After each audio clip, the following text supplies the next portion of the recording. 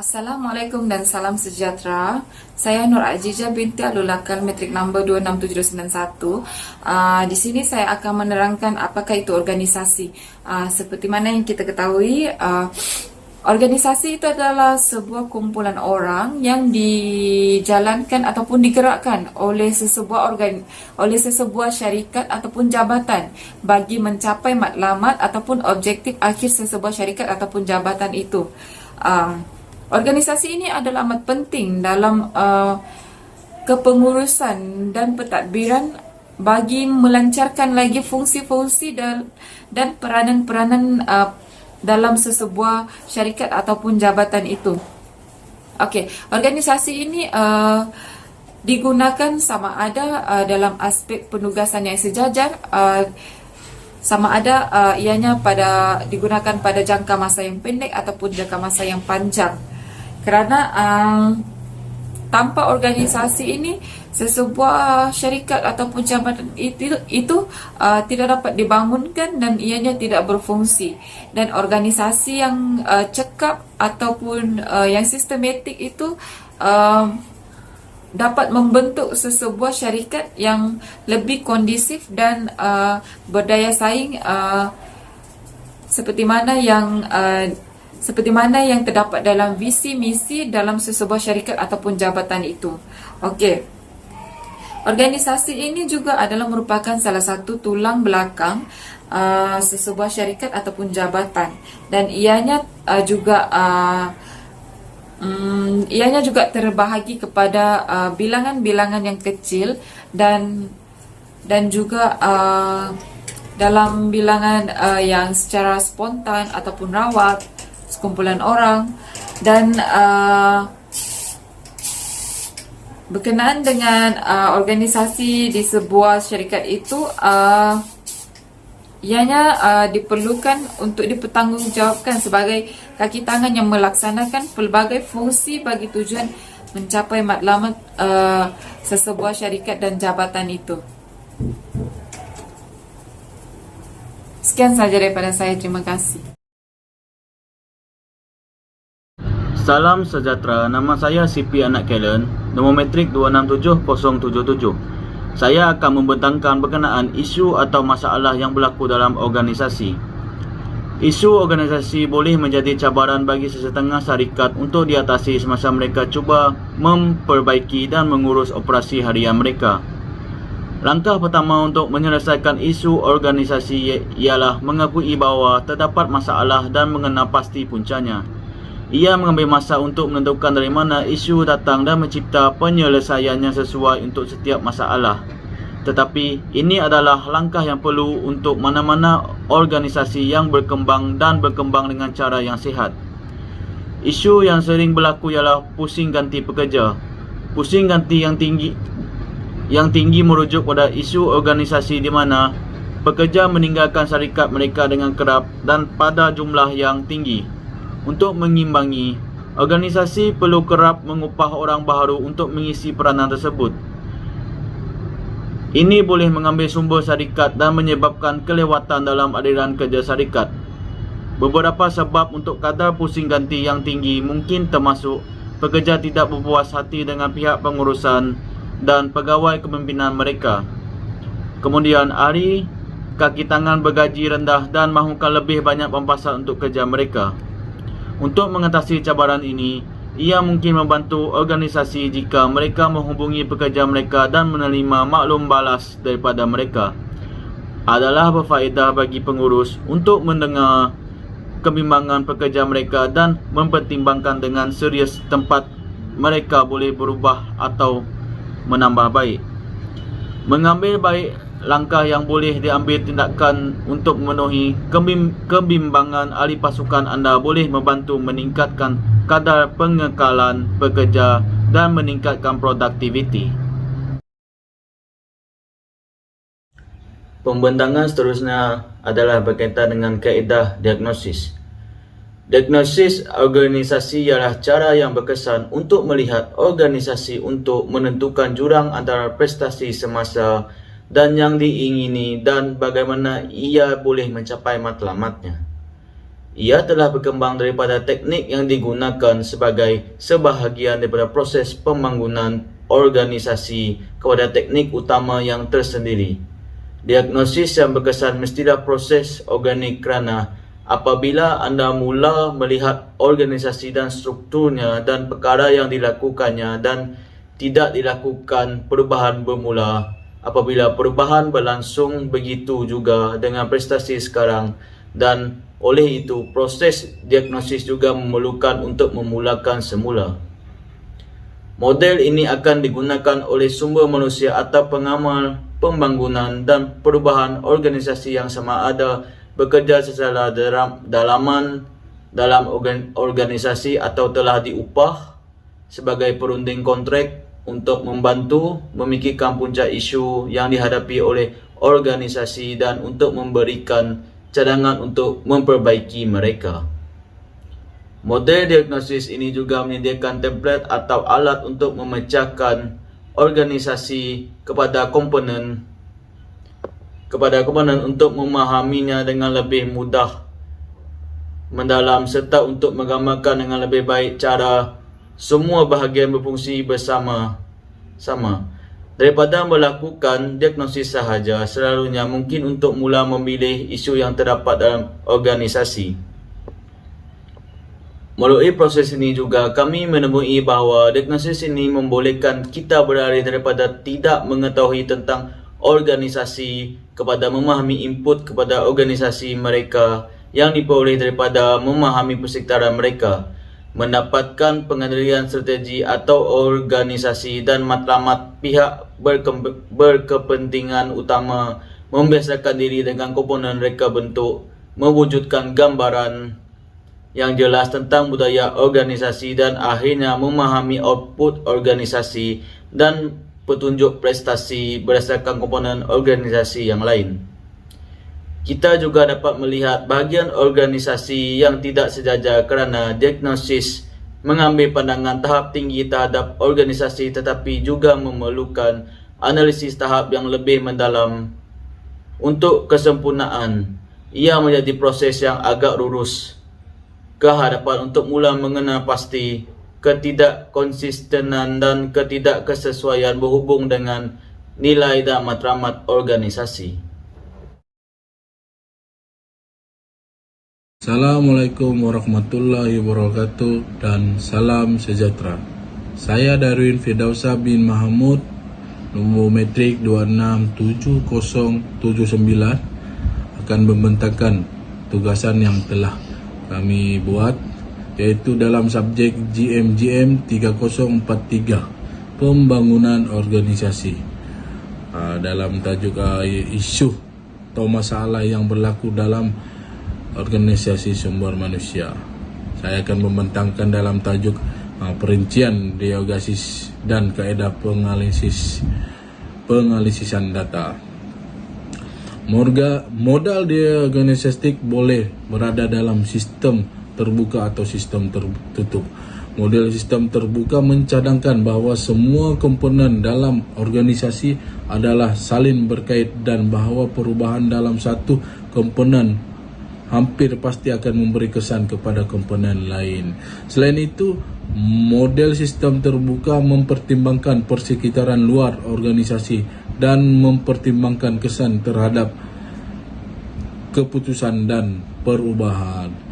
Sebenarnya persekitaran luaran yang mengelilingi organisasi akan mempunyai kesan ke atas input kepada organisasi, operasi dalaman organisasi, strategic sistem HR, proses dan sebagainya, dan output organisasi, produk, iklan dan lain-lain.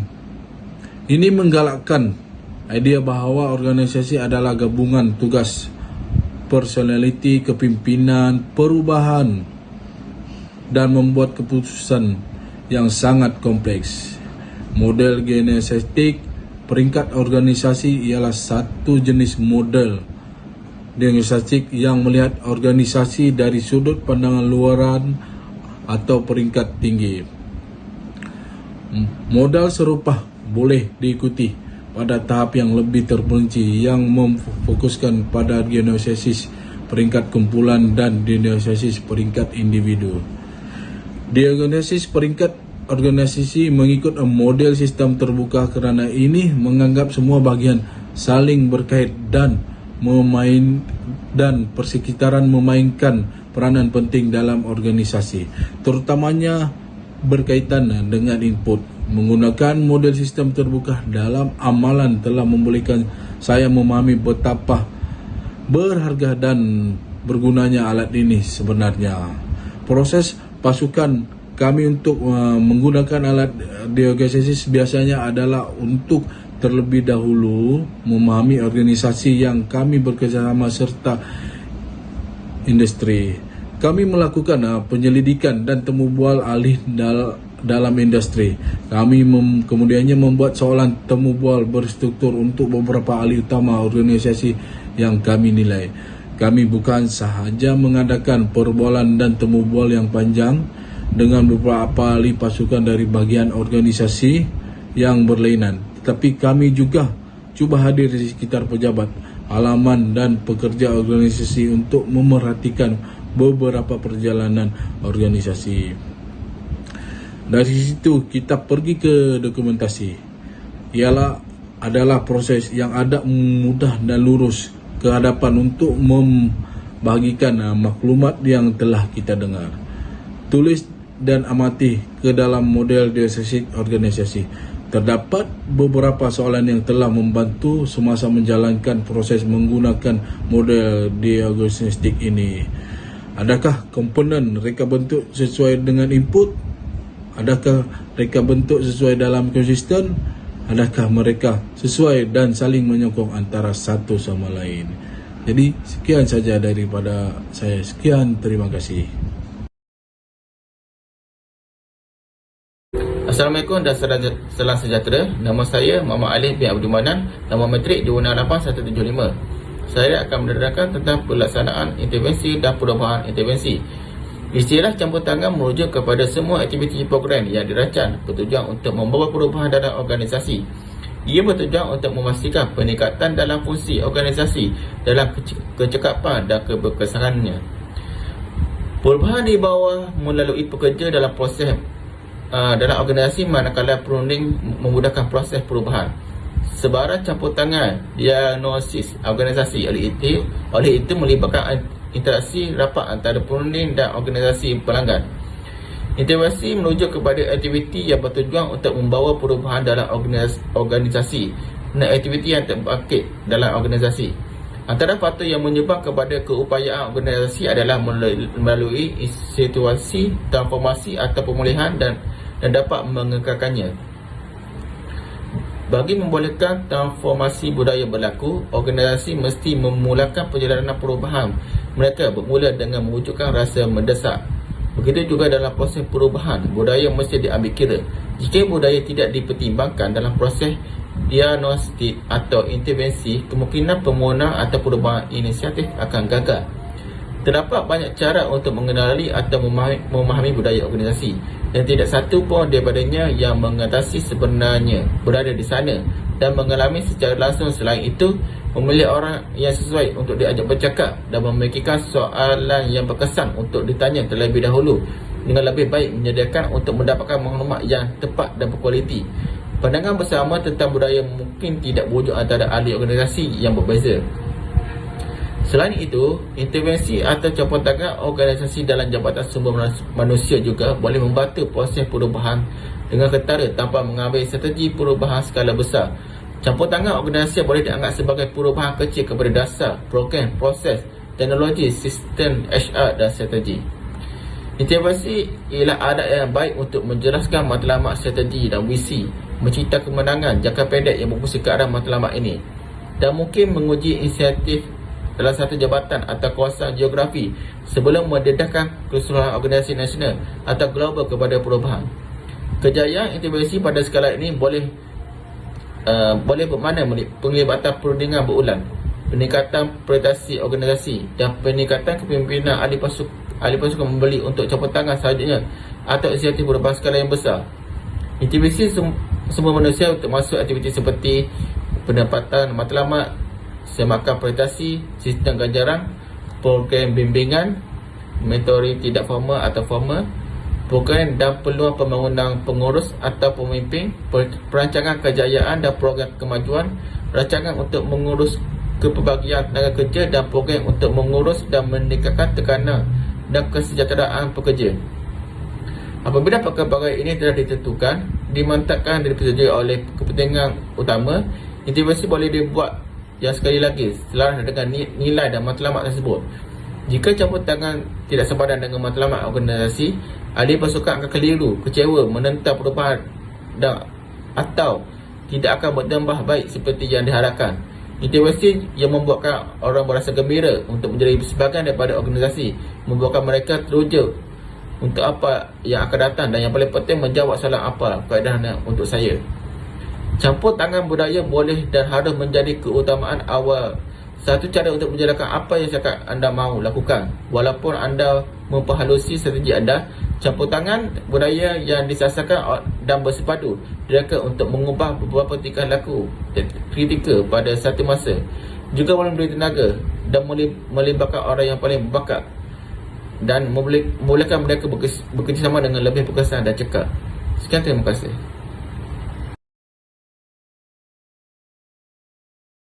Salam sejahtera, saya Linggi Syarana Leki Kuala Krishna, nombor metrik 260229, pelajar GMJM 3043, pembangunan organisasi, semester Julai 2021-2022, Pusat Kampus UUM PACE KL, menceritakan tentang halangan, intervensi dan tindakan mengatasi halangan serta kesimpulan kajian ini.